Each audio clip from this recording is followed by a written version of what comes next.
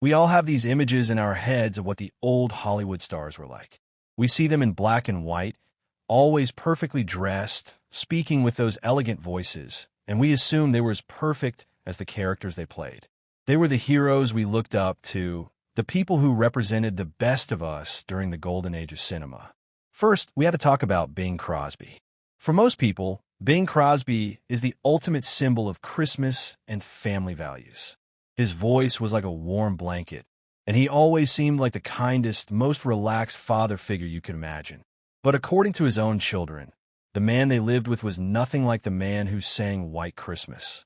His eldest son, Gary Crosby, wrote a book that pulled back the curtain on a very dark household. He described a father who was cold, distant, and physically abusive.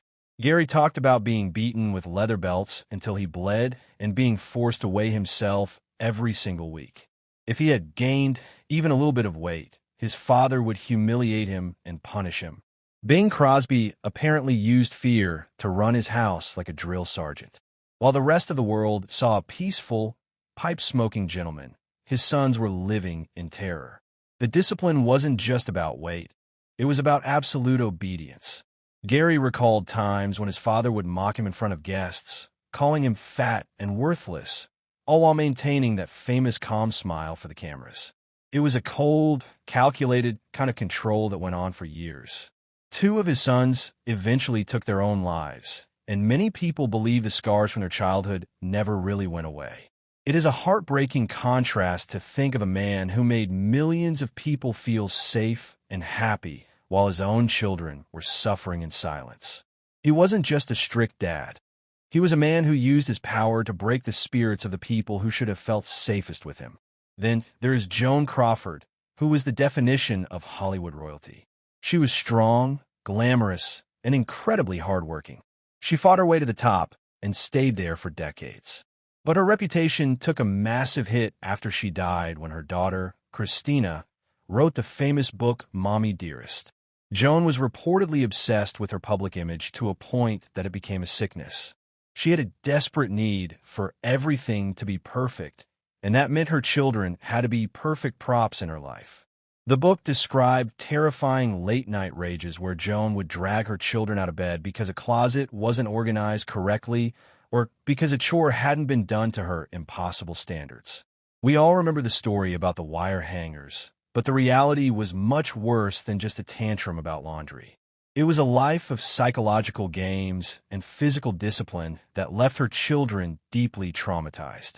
Christina described night cleanings where she was forced to scrub floors with a toothbrush until they sparkled, and if Joan found a single speck of dust, the whole room had to be done again.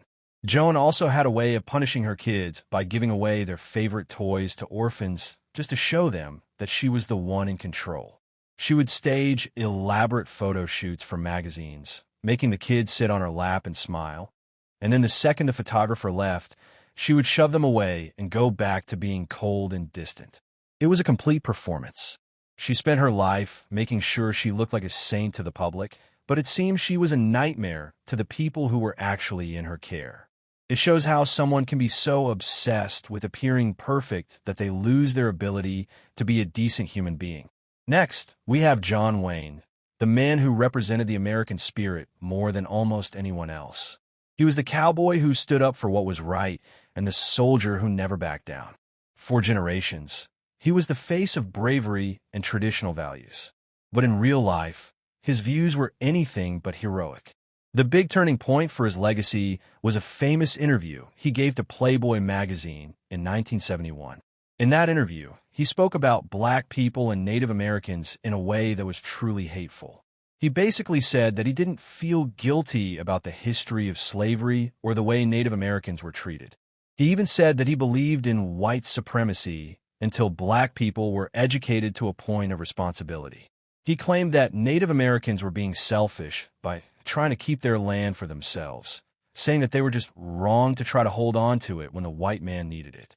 It is a massive shock to realize that the man who was supposed to be the ultimate American hero actually held such backwards and hurtful beliefs. He played characters who stood up for the underdog, but in his private thoughts, he seemed to look down on anyone who wasn't like him. He also had a reputation on set for being a bully to anyone who didn't share his political views, sometimes making life miserable for young actors who were just starting out. He was a man who demanded respect, but didn't seem to give much of it to people he considered beneath him. It makes it very difficult to watch his classic westerns without thinking about the person he really was behind a cowboy hat. Alfred Hitchcock is another one who is still worshipped today as the master of suspense. He changed the way movies were made, and he was undeniably a genius. But his treatment of the women in his films was often borders on being monstrous. He had a strange and dark obsession with his leading ladies, especially Tippi Hedren. He didn't just direct her, he tried to own her. He had people follow her, he told her what she could eat, and he even tried to control who she saw in her private life. When she finally stood up to him and rejected his advances, he decided to punish her. While they were filming the famous movie The Birds, he told her they would use mechanical birds for a specific scene, but instead, he used real, terrified birds. He had people throw live birds at her for 5 days straight while she was trapped in a room. She was pecked and scratched until she had a mental breakdown, and Hitchcock just kept the cameras rolling. Later, during the filming of Marnie, he continued to harass her, and when she finally told him she wanted out of her contract, he told her he would ruin her career. And he did. He kept her under contract for years, paying her a small salary, but refusing to let her work for anyone else, effectively ending her time as a major star. He used his power to bully and harass women who were dependent on him for their careers. He was a brilliant filmmaker, but he was also a man who enjoyed causing psychological and physical pain to others just to show that he could. He saw his actresses as dolls that he could break if they didn't do exactly what he wanted. Finally, we have to look at Charlie Chaplin. He played the lovable little tramp, a character who was poor but had a heart of gold. He made the whole world laugh during some of the darkest times in history. But his personal life was a mess of scandals involving very young girls. He had a habit of pursuing teenagers, some of whom were as young as 15 or 16. He married several of them, often only because they had become pregnant, and his divorces were filled with stories of his cruelty. Lita Grey, who married him when she was only 16, described him as a man who was incredibly manipulative and mean-spirited. He supposedly forced her to do things she didn't want to do and treated her more like an object than a wife.